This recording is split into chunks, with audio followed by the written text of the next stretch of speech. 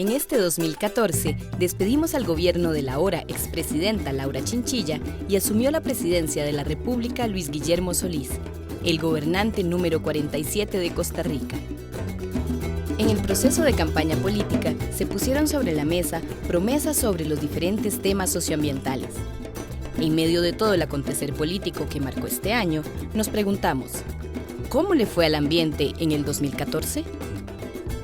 Hoy en Era Verde, de la mano de especialistas, haremos una recapitulación del acontecer socioambiental en el 2014, los aciertos y desaciertos, pero sobre todo aquellos retos pendientes.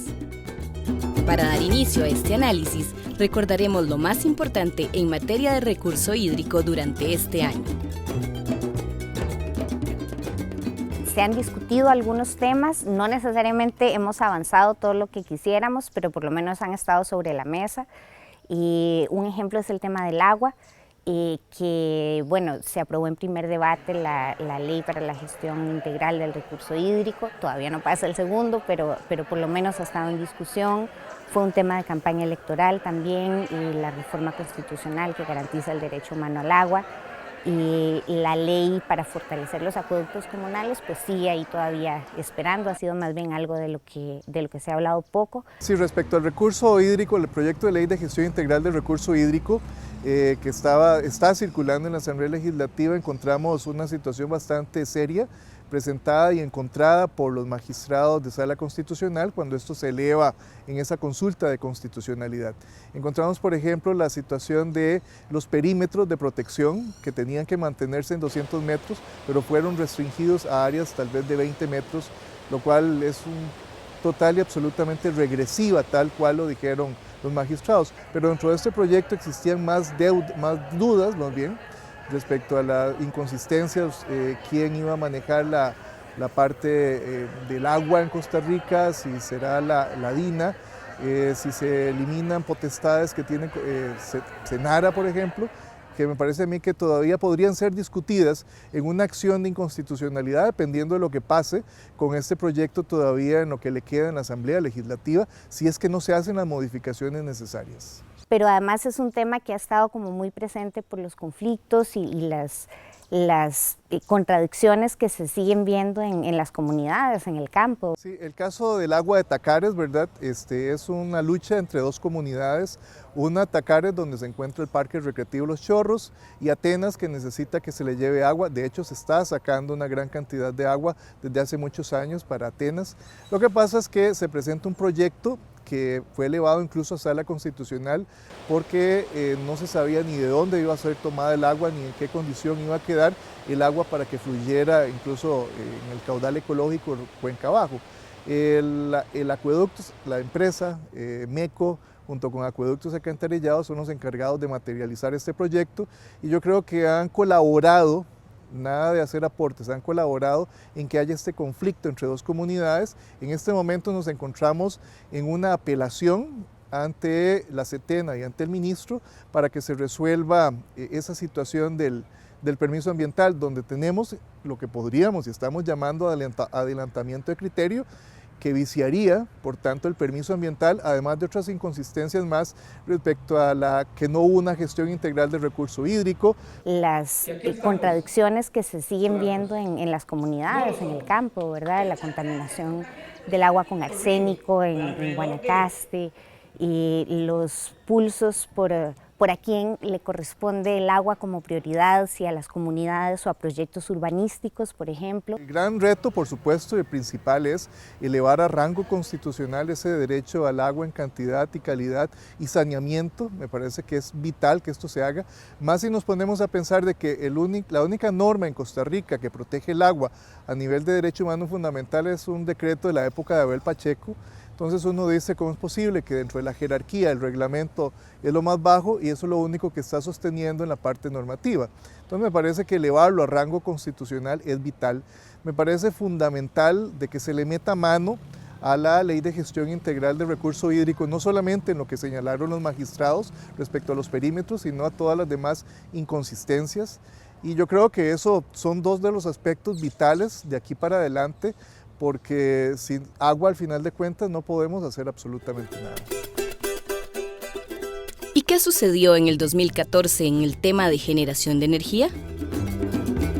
El principal logro en materia energética sería el nacimiento del Movimiento Nacional en la Defensa de los Ríos, que ha logrado archivar 3 proyectos en el caso de Arecep, un proyecto en el caso de Setena y otro proyecto en el caso del ICE. De los 14, 15 proyectos que están en la zona sur, en el caso de la zona norte se han detenido por lo menos 2 o 3 proyectos que estaban avanzando en la cuenca del río San Carlos, y en el caso de Upala se ha establecido una lucha importante en relación con los proyectos hidroeléctricos. Las luchas de las comunidades contra represas hidroeléctricas y con toda la discusión sobre el modelo eléctrico, que debería ser el modelo energético más bien que vamos a adoptar como país, pues ha sido claro la enorme lista de proyectos hidroeléctricos que están amenazando ríos importantes que tienen que ver con el agua para consumo humano, para actividades productivas. Y esto ha generado que la presión de las organizaciones sociales ha generado que el gobierno convoque a un diálogo, ¿verdad?, energético, que ha sido un compromiso de campaña que ha permitido hacer foros regionales, ha permitido que las comunidades expresen su problemática. Sobre los proyectos hidroeléctricos públicos no hay mucho avance. El proyecto de Iquiz no hay certeza de la consulta. Sí parece que hay una certeza de que si no pasa nada, en el corto plazo el proyecto se archivaría. En el caso de contingencia eléctrica fue claro que era un proyecto que no se necesitaba, era una contingencia, una emergencia que nunca pasó en 5 años, y por lo tanto el gobierno sabiamente lo archivó y le quitó todo el oxígeno, digamos, que el proyecto podía tener, y ahora queda una situación interesante porque podría pensarse en modificar el marco de la generación privada. Nosotros insistimos, por ejemplo, que hay que hacer una auditoría en términos de generación privada, que hay que ver realmente si la generación privada ha sido un beneficio social, ambiental y económico al país, y este es un momento oportuno en el marco del diálogo energético que todavía se está dando, el plantear este tipo de temas. Lo que se vislumbra para el 2015 es la continuación de los conflictos, ¿verdad?, de la lucha de las comunidades. La movilización va a seguir, van a haber encuentros iniciando el año, van a haber caminatas, van a haber manifestaciones. Esto va a llevar necesariamente a la concertación o a la discusión, mejor dicho, de lo que va a ser el plan, el 7º plan energético. Vamos a fiscalizar qué es lo que va a decir este plan, ¿verdad?, que sea de acuerdo a lo que se estableció en el diálogo y a las aspiraciones de las comunidades. Bueno, yo creo que fundamental, tanto que ha peleado y gritado la gente de diferentes sectores, es el tema energético en cuanto a la geotermia en áreas silvestres protegidas. Yo creo que eso va a ser muy, muy caliente. Hay 2 proyectos, uno del Movimiento Libertario y otro de Otón Solís, que permitirían, en contra de lo que se establece en convenciones internacionales y otras normas a nivel nacional, la apertura para sacar geotermia. Por lo menos yo considero que están total y absolutamente equivocados al hacerlo dentro de áreas silvestres protegidas, porque eso generaría una regresión ambiental en cuanto a todo como país verde hemos sido y a cuanto a la normativa. Ha dejado clara nuestra posición en contra de la geotermia en parques nacionales. Si bien hay proyectos ahorita que se están tratando de impulsar, siguen contando con mucha oposición y sobre todo un incierto, ¿verdad?, una interrogante en términos legales si son o no son viables estos proyectos, por lo cual se han detenido las anteriores propuestas. Para mí se debería de pensar en que haya geotermia, pero tal vez bajando de manera oblicua fuera del área de los parques o áreas silvestres protegidas, pero esto será toda una discusión que vendrá a darse ahora en el próximo 2015.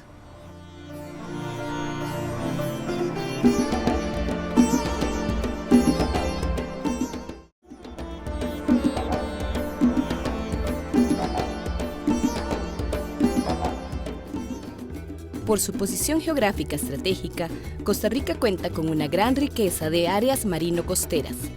Pero, ¿qué trato se le ha dado a estas zonas durante el 2014? es imposible no detenerse y analizar el megaproyecto propuesto para la zona de Limón con la empresa holandesa APM Terminals.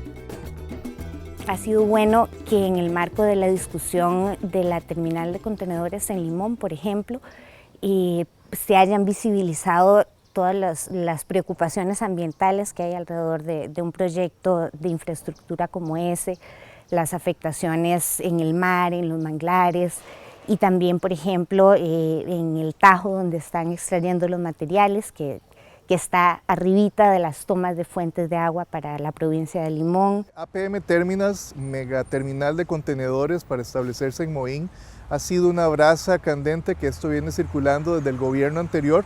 Lo hereda en este 2014 también el gobierno de Luis Guillermo Solís. Tiene muchas inconsistencias como documentos en inglés, cuando al final de cuentas Costa Rica no permite que eso conste dentro de los expedientes, salvo que tengan una traducción oficial.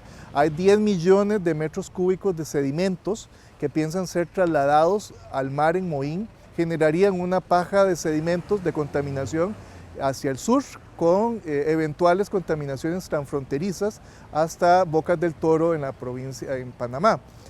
Si nos ponemos a pensar en esto y otro tipo de inconsistencias, la verdad es que este proyecto no podría ser viable, y en este momento precisamente estamos en la situación de que Setena, junto con el ministro, dispusieron 6 meses más para un estudio integral de toda la oposición técnica y jurídica que le hemos presentado. La parte del Poder Ejecutivo dice entre líneas: sí queremos el proyecto. Entonces, si ellos son los que tienen que resolver el permiso ambiental, no sé yo al final de cuentas qué es lo que vaya a pasar. Que se quede claro también de que no se trata de decir nada más no, no, no y no queremos, sino que por lo menos el proyecto en los términos ambientales en que está en este momento ante la Setena debería ser declarado, como lo estamos pidiendo, como no viable. También queremos conversar sobre un tema que ha pasado casi desapercibido en la agenda mediática del 2014, la soberanía alimentaria. Específicamente la producción de alimentos, la amenaza de los organismos genéticamente modificados y la campaña nacional contra los transgénicos. Pienso que el tema alimentario, por ejemplo, es un tema que sigue estando pues un poco relegado de la discusión pública, el tema de la soberanía alimentaria, de cómo producimos la comida, quién la produce, en qué condiciones, y qué condiciones les estamos dando, además en un entorno de libre mercado, ¿verdad? Otro tema que ha estado también en discusión este año, creo que es el de transgénicos, por ejemplo, que fue muy positiva cuando recibimos a inicios de año la visita de Vandana Shiva, de ATI, de una serie de activistas ambientales. Estuvo por acá también gente de la revista Biodiversidad, de Grain, Silvia Ribeiro, gente reconocida internacionalmente que nos ayudó a levantar este tema y a ponerlo en la discusión pública. Para mí las declaratorias de cantones libres de transgénicos han sido un ejercicio poderoso y maravilloso de participación, de autonomía de la gente, tomando en sus manos las decisiones importantes y diciéndole a su gobierno local: no queremos organismos manipulados genéticamente en nuestros campos, ojalá tampoco en nuestras mesas. Necesitamos, por ejemplo, un sistema de etiquetado que nos permita decir si algo es transgénico o no, y decidir cada quien si quiere comérselo, si se quiere jugar el riesgo. Pero bueno, los cantones libres de transgénicos fueron ese ejercicio de la gente empoderándose, diciendo cómo queremos que sea nuestro cantón, qué queremos que se haga aquí, qué no queremos que se haga. Y tenemos la enorme mayoría de los cantones de Costa Rica que dijeron somos libres de transgénicos. Digamos, para fortalecer todo el proceso de los cantones libres de transgénicos, yo creo que hay como 2 grandes vías. Una depende de las municipalidades y de las comunidades, y tiene que ver con darle vida a los decretos, con que no sea nada más una declaratoria de que somos libres de transgénicos y nadie se volvió a acordar de eso la semana siguiente, sino que en realidad el gobierno local empiece a promover formas de agricultura sustentable, empiece a promover la agricultura alimentaria, a apoyar a la gente que está produciendo comida, que está resistiendo frente a ese tipo de tecnologías como la manipulación genética. Y creo que otra línea tiene que ver con el resguardo legal. Un decreto ejecutivo que establezca una moratoria nacional al cultivo de transgénicos, por ejemplo, sería una señal clarísima de hacia dónde quiere ir este gobierno. Y esa señal la necesitamos. Y necesitamos también una ley que le dé permanencia a estas medidas, porque un decreto ejecutivo, un acuerdo municipal, pues los puede cambiar el próximo gobierno de la municipalidad o el próximo gobierno nacional si no estuviera de acuerdo. Una ley le daría un blindaje más fuerte, le daría permanencia a las medidas. Que como país podamos respaldar esas decisiones de los gobiernos locales y de las comunidades que han dicho vamos por aquí, y bueno, eso hay que apoyarlo, ese tipo de cosas hay que respaldarlas y decir, tenemos una orientación muy clara de qué está queriendo la gente en ese tema, y sectores políticos deberían de responder con la misma claridad que ha tenido la gente.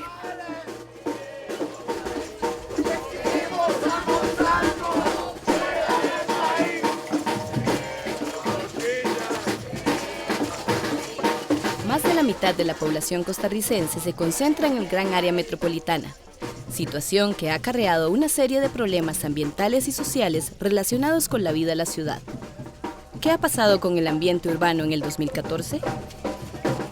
Creo que también tenemos una deuda grande pensando en el ambiente en las ciudades, porque el ambiente no es solo los espacios rurales o irnos a la playa o a la montaña, sino que también tiene que ver con problemáticas urbanas, donde está, por ejemplo, el tema del transporte. Seguimos sin pensar una solución profunda, un sistema de movilidad integral que nos permita no solo dejar de contaminar y dejar de consumir hidrocarburos, sino también pues disfrutar la ciudad, disfrutar los espacios en que estamos y no estar pensando siempre en función de los carros solamente y todos los espacios para que puedan circular más y más carros, sino para la gente, para que la gente pueda sentirse bien en los espacios urbanos, podamos transitar y podamos movernos con seguridad también. Uno de los problemas más apremiantes a nivel mundial es el manejo de residuos, ya que tiene implicaciones ambientales, sociales, económicas y de salud pública. ¿Qué hemos hecho en este año por el tema de los residuos en Costa Rica? Un tema, tal vez el tema, sigue siendo los residuos. A nadie le gusta hablar de la basura y de qué hacemos con la basura. No hablar, ni siquiera nos gusta pensar en eso. Y lo que pasa es que está teniendo consecuencias ya hace rato, y como preferimos no pensar en eso y hacer como si se fuera a resolver solo, pues el problema sigue creciendo. ¿Cómo hacemos para producir menos residuos y para manejar mejor los que necesariamente pues se vayan a producir? Y cómo aprendemos a manejarlos mejor en las casas y también después que salen de las casas. Y que también nos olvidamos, pensamos que sacamos la bolsa de basura y ya no es problema mío, y sí es problema nuestro, y porque si esa basura va a un relleno sanitario que se maneja mal, va a contaminar el agua, va a contaminar el aire, va a generar enfermedades, problemas de salud a la gente que vive alrededor. Y también hay gente poderosa que ha visto una oportunidad de negocio ahí en el tema de los residuos, y entonces han empezado a promover, por ejemplo, este sistema de incineración de residuos que le han vendido a las municipalidades, algunas municipalidades, como una posibilidad de generar dinero a partir de quemar la basura, sin tener en cuenta, por ejemplo, que todos los químicos, los gases y los químicos que se generan en el proceso de incineración y que son tremendamente tóxicos, que son sustancias muy peligrosas, que empiezan a generar un riesgo adicional que en este momento no tenemos.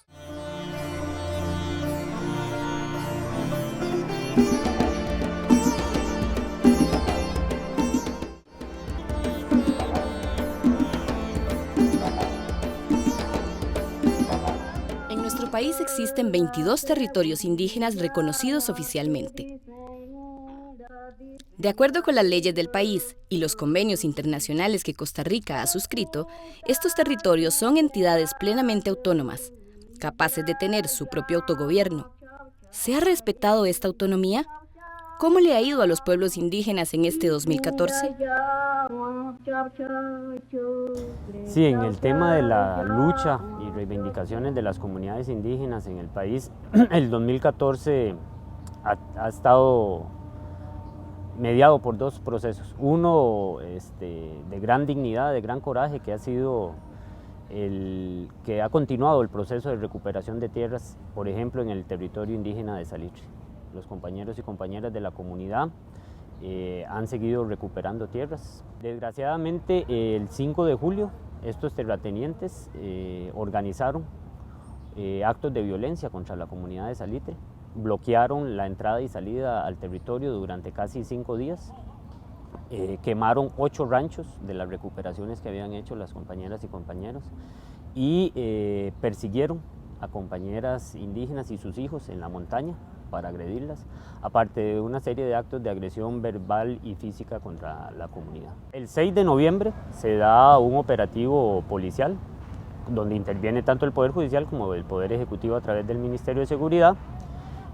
Allanan la casa de 10 miembros y miembros de la Junta Directiva de la Asociación de Desarrollo, los interrogan, los llevan, hacen el allanamiento de sus casas, los interrogan, los llevan a Buenos Aires, después a todos los sueltan, excepto al compañero Sergio Rojas Ortiz, presidente de la Asociación de Desarrollo de Salitre. La Fiscalía de Asuntos Indígenas solicita una fianza de 50 millones de colones para que el compañero pueda salir. Obviamente el compañero no tiene ese dinero, ni la comunidad tiene ese dinero, y está además en la actitud de no pagar esa fianza porque sería como aceptar de que hubo una malversación de fondos, cosa que no se dio. Entonces, se piden 50 millones de fianza, el juzgado al final asigna una fianza de 30 millones. Eso ha hecho que desde el 6 de noviembre hasta el día de hoy el compañero esté preso. Hay una serie de hechos políticos, judiciales, en los medios de comunicación que nos dicen que hay elementos más allá de lo judicial que convierten a Sergio en un preso político. ¿En qué sentido? La detención de Sergio y la desproporción, digamos, en el operativo policial que se da para el allanamiento y su detención, que realmente configura un hecho de intimidación a la comunidad. Otro hecho es que a partir del 6 de noviembre que detienen a Sergio, hasta hoy, 27 de noviembre, el gobierno de la República no ha dicho absolutamente nada sobre lo acontecido en Salitre. Entonces esto, como digo, cierra o está cerrando el año con un preso político, con nuevas invasiones en el territorio indígena de Salitre y un gobierno que ante ambas cosas no ha actuado como debiera.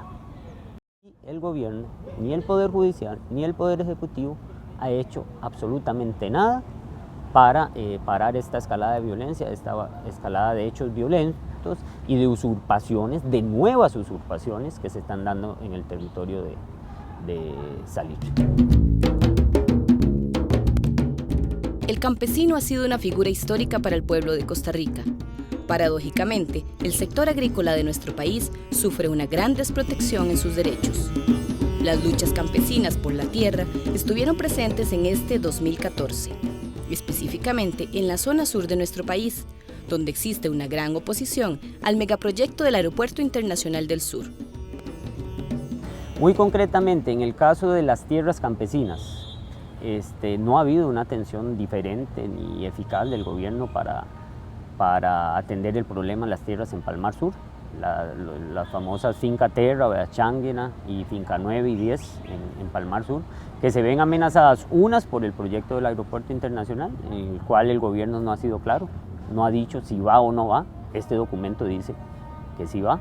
Habría que ver en el Plan Nacional de Desarrollo qué pasa. Y lo otro es que lo último, las comunidades de Finca Changuina y Finca Terra, después de reunirse 2 veces con el Ejecutivo, deciden salir a las calles a presionar para que se les resuelva su problema. Unas tierras que están queriendo ser acaparadas por el terrateniente Oscar Echeverría Haywood. Entonces se realizó una marcha que tuvo su fruto porque al día siguiente el gobierno llamó a las comunidades a dialogar y solo se llegó a un punto para iniciar el diálogo, que era condición para iniciar el diálogo, es que el Ministerio de Seguridad se comprometió a no ejecutar el desalojo que estaba planificado para estos días. Y a partir de este recorrido que hicimos por la situación del ambiente en el 2014, ponemos la mirada en el futuro. ¿Cuáles son los grandes retos en materia ambiental para las comunidades, los pueblos indígenas, los movimientos sociales y el gobierno? ¿Qué le espera a Costa Rica en el 2015 en este tema? Que tal vez una de las mayores preocupaciones de los movimientos ecologistas es cómo va a ser este gobierno para que el tema ambiental no sea un tema del MINAE, que se resuelve en el MINAE solamente, sino que sea de verdad una sensibilidad y una conciencia y una práctica que se ponga en práctica en todas las instituciones, en el Ministerio de Educación, en el Ministerio de Salud, en el Ministerio de Hacienda, a la hora de asignar la plata, que sea de verdad un eje transversal, que otros jerarcas, otras personas a cargo de tomar decisiones, pues asuman también ese compromiso y que no se quede solo en funcionarias y funcionarios del MINAE, con quienes hemos coordinado muy bien, pero no son todo el gobierno y empiezan a chocar cuando otros ministerios están escuchando también otros intereses.